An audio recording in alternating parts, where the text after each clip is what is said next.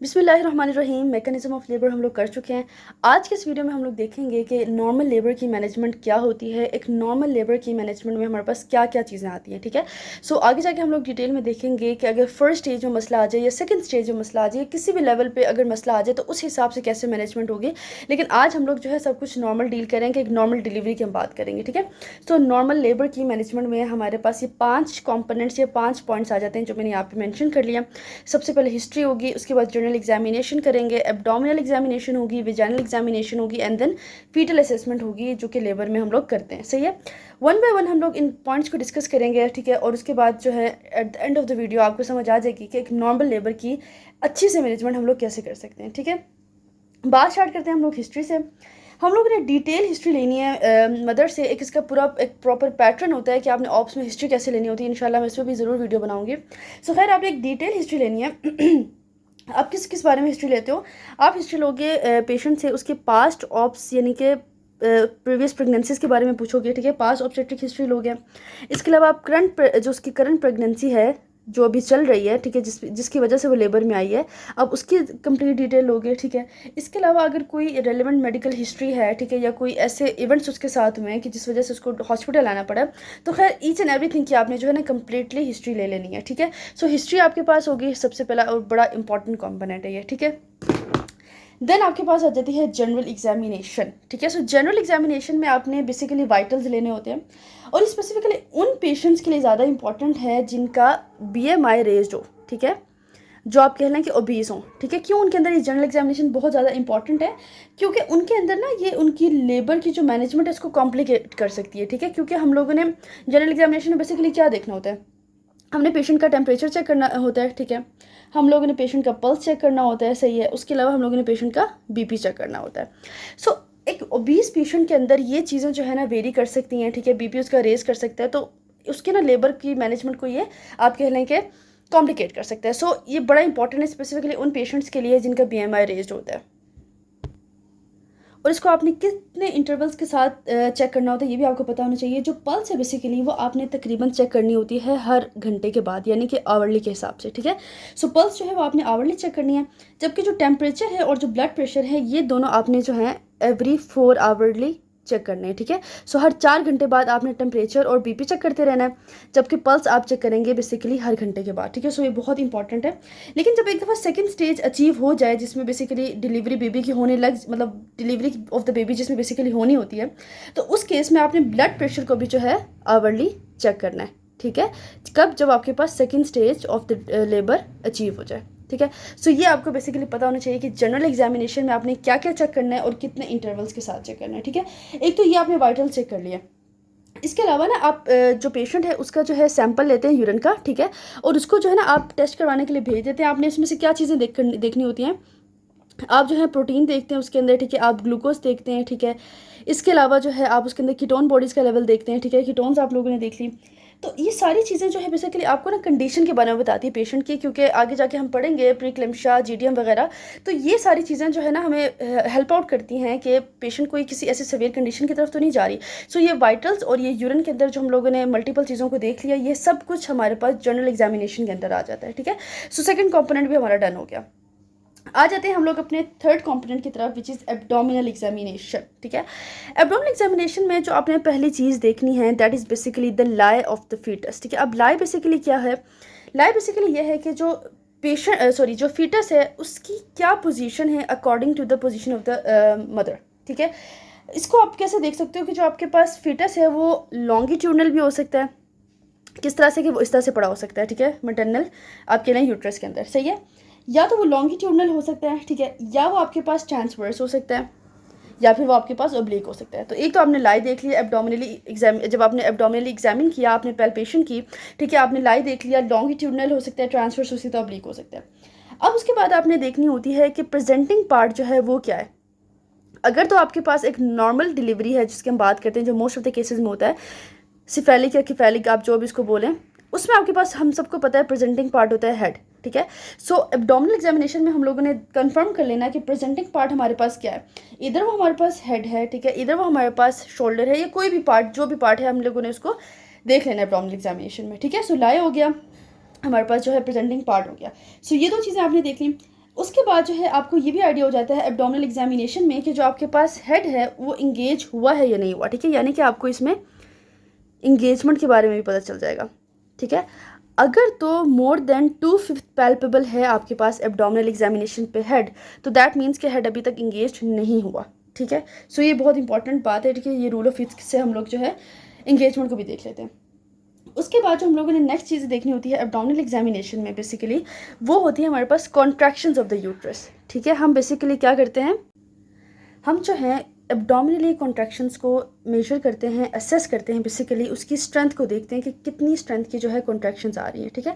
सो आपने क्या देख लेनी है लास्ट पे, स्ट्रेंथ ऑफ यूट्राइन कॉन्ट्रैक्शंस, ठीक है। सो ये आपने जो है सारी की सारी चीज़ें देखनी है एब्डोमिनल एग्जामिनेशन में। लाई देख लिया, ठीक है, आपने इंगेजमेंट देख ली, आपने प्रेजेंटिंग पार्ट देख लिया, एंड लास्ट में आपने स्ट्रेंथ ऑफ कॉन्ट्रैक्शंस देख ली, ठीक है।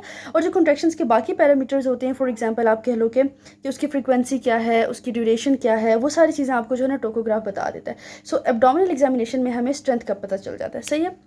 देन हमारे पास फोर्थ कॉम्पोनेंट आ जाता है, fourth part, that is vaginal examination, ठीक है। बहुत इंपॉर्टेंट है हमारे पास लेबर की मैनेजमेंट में, ये हमें मल्टीपल चीज़ों के बारे में बताती है। ये हमें क्या बताती है, सबसे पहले तो आपको तरीका पता होना चाहिए। इसमें आपने क्या करना होता है, इसमें आपने अपनी इंडेक्स एंड मिडल फिंगर का यूज़ करना होता है, ठीक है। इंडेक्स एंड मिडल फिंगर जो है इसके थ्रू जो है आप विजाइनल एग्जामिनेशन करते हैं और मल्टीपल चीज़ों के बारे में आपको पता चलता है। इंडेक्स एंड मिडल फिंगर्स को आपने पास करना है to the top of the vagina, और आपने उसको सर्विक्स तक लेके जाना है, और आपने मल्टीपल चीज़ें देखनी है सर्विक्स के अंदर, ठीक है। अब सर्विक्स के अंदर आप क्या क्या चीज़ें देखेंगे, आपको जो है सर्विक्स की पोजीशन का आइडिया हो जाएगा, ठीक है। आप जो है उसकी लेंथ देखेंगे, ठीक है। इसके अलावा आप जो है बहुत important, that is effacement. Effacement आप चेक करेंगे, और आप सबको पता है कि अगर तो 4 सेंटीमीटर तक डायलेशन हो जाएगी तो फुली इफेस हो जाएगा आपके पास सर्विक्स, ठीक है। सो इफेसमेंट आपने देख ली। उसके अलावा आपने कंसिस्टेंसी देख लेनी है कि सर्विक्स की क्या कंसिस्टेंसी है, ठीक है। उसके अलावा आपने डायलेशन देख लेनी है, ठीक है। इफेसमेंट बेसिकली डायलेशन का हमें आइडिया हो जाता है फेसमेंट के अंदर ही, सही है। और इसके बाद आपने जो है प्रेजेंटिंग पार्ट देख लेना है कि प्रेजेंटिंग पार्ट जो है वो आपके पास सर्विक्स में आपको फील हो रहा है या नहीं हो रहा, ठीक है। सो ये सारी की सारी चीज़ें जो है आप बेसिकली देख लेते हैं। जब आप सर्विक्स को एग्जामिन करते हैं तो ये सारी की सारी चीज़ें आपको पता चल जाती हैं। लेकिन आपने याद रखना है कि अगर आपको सर्विक्स फील ही नहीं होता, आप जब एग्जामिन करना चाहते हो और आपको सर्विक्स फील ही नहीं हो रहा, तो दैट मीन्स कि जो सर्विक्स है वो फुली इफेस्ड है, दैट मीन्स कि वो आपके पास 10 सेंटीमीटर तक डायलेट हो चुका है, ठीक है। सो आपने एक तो सर्विक्स देख लिया, नंबर 1। नंबर 2 आपने क्या चीज़ देखनी होती है, इसमें आपको जो है ना नंबर 2 पे फीटल हेड के मल्टीपल पैरामीटर्स के बारे में पता चलता है। क्या क्या पता चलता है आपको बेसिकली पता चल जाता है फीटल हेड पोजीशन के बारे में, ठीक है, कि इससे आपको पता चल जाता है कि जो फीटल हेड है वो कितना हाई है, ठीक है, वो इस्चियल स्पाइंस तक आया है नहीं आया है, वो कितना लो है। बेसिकली पोजीशन का आइडिया आ जाता है आपको विजाइनल एग्जामिनेशन पे। इसी को अगर मैं आपको दूसरे टर्म्स में समझाऊँ तो इसको हम लोग स्टेशन भी कहते हैं। स्टेशन बेसिकली क्या चीज़ है, स्टेशन बेसिकली हम बोलते हैं कि फॉर एग्जांपल अगर जो हमारे पास प्रेजेंटिंग पार्ट है, लेट्स से हमारे पास हेड प्रेजेंटिंग पार्ट है, ठीक है, अगर वो हेड जो है हमारे पास इशियल स्पाइंस के लेवल पे आ जाए तो इसको हम लोग बोलते हैं कि हमारे पास ये है, दिस इज स्टेशन 0, ठीक है। अगर हमारे पास इससे ऊपर की तरफ यानी हायर है हेड, इशियल स्पाइन से ऊपर है, तो वो हमारे पास आ जाएगी +1। अगर हमारे पास जो है वो हमारे पास आ जाएगा -1। अगर वो हमारे पास नीचे की तरफ आ गया हेड तो वो हमारे पास बेसिकली आ जाएगा +1। सो इसको हम लोग जो है ना स्टेशन के बेसिस पे हमें आइडिया हो जाता है कि पोजीशन क्या है हेड की, ठीक है। सो हमें पोजीशन का पता चल गया यानी स्टेशन का पता चल गया। देन हमें जो है ना एटीट्यूड का पता चलता है। ये मैं आपको प्रीवियस वीडियो में ऑलरेडी बात बता चुकी हूँ। एटीट्यूड बेसिकली क्या होता है, ये फीटल हेड जो है ना हमें बताता है कि फीटल हेड की कितनी फ्लेक्शन या उसकी कितनी एक्सटेंशन है at the upper cervical spine, ठीक है। सो हमें एटीट्यूड का पता चल गया कि कितना फ्लेक्स या एक्सटेंडेड हेड है, ठीक है, फीटस का। और उसके बाद हमें मोल्डिंग का आइडिया हो जाता है कि कितनी जो है सूचर जो है आपस में ओवरलैप कर रही हैं और कितनी हद तक हमारे पास मोल्डिंग हो रही है। सो हमें एक तो सर्विक्स के अंदर ये सारी चीज़ें पता चल गई विजाइनल एग्जामिनेशन में। अब हमें फीटल हेड में ये सारी चीज़ें पता चल गई विजाइनल एग्जामिनेशन के अंदर, ठीक है। इसके अलावा और आपको क्या पता चल सकता है, इसके अलावा अगर आपके पास नॉर्मल, अगर मैं विजाइनल डिलीवरी की बात करूं जिसमें आपके पास वर्टेक्स प्रेजेंटिंग पार्ट होता है, तो आप जब विजाइनल एग्जामिन करते हैं ना तो आपको पोस्टीरियर फॉन्टेनेले फील होता है, ठीक है, जो ट्रायंगुलर शेप का है, ठीक है। क्यों, क्योंकि आपके पास वर्टेक्स प्रेजेंटिंग पार्ट है ना, तो वर्टेक्स वाली साइड पर आपके पास पोस्टीरियर फॉन्टेनेले है। और आपके पास जब भी हेड मतलब जब फीटस का हेड बाहर की तरफ आता है तो पहले तो वो फ्लेक्स पोजीशन में होता है ना, तो फ्लेक्स पोजीशन की वजह से ब्रेगमा आगे की तरफ होता है जिसको आप पैल्पेट नहीं कर सकते। जो प्रेजेंटिंग पार्ट आपके पास वर्टेक्स है ना, वहाँ पे पोस्टीरियर फॉन्टेनेले जो है उसको आप पैल्पेट कर सकते हैं, ठीक है। सो इससे आपको आइडिया हो जाता है फीटल पोजीशन का, जो कि most of the time occipito anterior होती है, ठीक है जी, हमें ये सारी चीज़ों का पता चल चुका है। उसके बाद जो है हम लोगों ने क्या करना है, हाँ एक बड़ी इंपॉर्टेंट बात है, वो ये बात ये है कि जब आप विजाइनली असेस करेंगे ना स्टेशन को, तो उसको आपने हमेशा इंगेजमेंट के साथ एसोसिएट करना है। कैसे? फॉर एग्जांपल, अगर आपके पास एक हेड है, ठीक है, और वो फुली इंगेज्ड है, ठीक है, और जब आपने देखा और आपको पता चला कि वो बिलो इशियल स्पाइंस आ गया, मींस कि उसकी जो वैल्यू है वो +1 के अंदर आ गई, लेट्स से अगर 1 सेंटीमीटर की बात करें, और साथ ही साथ आपके पास जो है ना उसका जो ऑक्सीपिट एंटीरियर पोजीशन है, ये तीनों चीज़ें आपको पता चल गई विजाइनल एग्जामिनेशन में। तो इन तीनों चीज़ों ने हमें बता दिया कि it's very favourable for vaginal delivery, यानी कि ये easily normally vaginal delivery easily हो जाएगी। ठीक है, सो आपने दो चीज़ें क्या एक साथ देखी। नंबर 1 ये कि जब आपको पता चल गया कि हेड फुली इंगेज्ड है, ठीक है, आपको उसका स्टेशन का पता चल गया कि वो +1 है, मीन के वो नीचे आ गया, ठीक है, और वो आपके पास ऑक्सीपिट एंटीरियर है, तो ये तीनों चीज़ें जो है ना एक बड़ी स्पॉन्टेनियस विजाइनल डिलीवरी की तरफ सिग्नल करती हैं। ठीक है, सो ये चीज़ आपको पता चल गई, तो इंगेजमेंट एंड स्टेशन का आपको एक साथ आइडिया हो जाता है। ये होगी बात। उसके बाद जो हमारे पास लास्ट चीज़ बच जाती है, जो हमें विजाइनल एग्जामिनेशन में पता चल जाएगी, वो है बेसिकली हमारे पास स्टेटस ऑफ मेम्ब्रेन्स। ठीक है, जो हमारे पास मेम्ब्रेन्स हैं, ठीक है, फीटल मेम्ब्रेन्स, हमें उनका आइडिया हो जाएगा। होता बेसिकली क्या है, यूजुअली आपके पास मेम्ब्रेन्स रप्चर कर जाती हैं, ठीक है, at the time of the labour. होता क्या है कि आपके पास जो है ना एक प्लेंटी अमाउंट में एमनियोटिक फ्लूइड ड्रेन होता है, जो कि आपके पास बिल्कुल कह लें कि कलरलेस होता है, ठीक है, उसको कोई ऐसा स्पेसिफिक कलर नहीं होता, बिल्कुल क्लियर फ्लूइड होता है। आपको जो है ना ये इसका क्लियर फ्लूइड एक अच्छा प्रोग्नोस्टिक फीचर बताता है कि हाँ ये अच्छी नॉर्मल विजाइनल डिलीवरी है। लेकिन अगर उस फ्लूइड के अंदर कोई मसला आ गया, फॉर एग्जाम्पल मसला किस सेंस में मैं कह रही हूँ, अगर तो वो उसके अंदर आपको ब्लड शो हो रहा है, ठीक है, अगर उसके अंदर ब्लड आ गया, या अगर उसके अंदर आपके पास मिकोनियम आ गया। मिकोनियम बेसिकली आपके पास क्या होता है, मिकोनियम आपके पास होता है जी फीटल स्टूल, इसको हम लोग कहते हैं। अगर मिकोनियम या फिर हैवी ब्लड आ गया इसके अंदर आपके पास एमनियोटिक फ्लूइड के अंदर, तो दैट मीन्स के फीटल कॉम्प्रोमाइज़ हमारे पास हो चुका है, यानी कि फीटल जो उसका स्टेटस है फीटल हार्ट का, जो फीटल कॉम्प्रोमाइज़ है वो हो चुका है, क्योंकि ये दो चीज़ें जो है हमें फ्लूइड में नज़र आ चुकी हैं। ये दोनों यूजुअली नहीं होनी चाहिए, एक क्लियर फ्लूइड होना चाहिए। ठीक है, ये बात आपको पता चल गई। उसके बाद आपने ये याद रखना है कि आपने जो विजाइनल एग्जामिनेशन है वो एवरी 4 आवरली करना है। ठीक है, और जब आपके पास सेकंड स्टेज अचीव हो जाती है, तो विजाइनल एग्जामिनेशन आप हर घंटे बाद यानी कि 1 आवरली करते हो। ठीक है, सो विजाइनल एग्जामिनेशन में हमने क्या क्या देखा, हम लोगों ने सर्विक्स की सारी चीज़ें देख ली, हम लोगों ने फीटल हेड का स्टेटस देख लिया। ठीक है, उसके बाद हम लोगों ने क्या देखा, हम लोगों ने जो है ना बेसिकली मेम्ब्रेन्स जो हैं उसके बारे में सारा देख लिया। ठीक है, सो ये बेसिकली सारा हमारा विजाइनल एग्जामिनेशन हो गया। लास्ट आ जाती है आपके पास फीटल असेसमेंट इन लेबर, जो कि बहुत ज़रूरी है उसको असेस करना।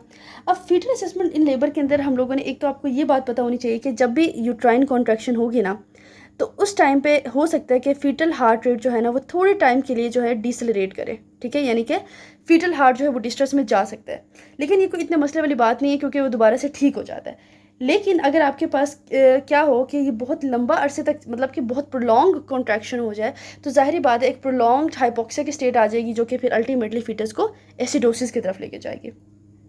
हर कॉन्ट्रैक्शन में आपने याद रखना है जो प्लेसेंटल ब्लड फ्लो है वो ऑब्वियसली जब यूट्रस कॉन्ट्रैक्ट करेगा तो जो आपके पास वेसल्स है वो कॉन्स्ट्रिक्ट करेंगी, तो प्लेसेंटल ब्लड फ्लो कम हो जाएगा।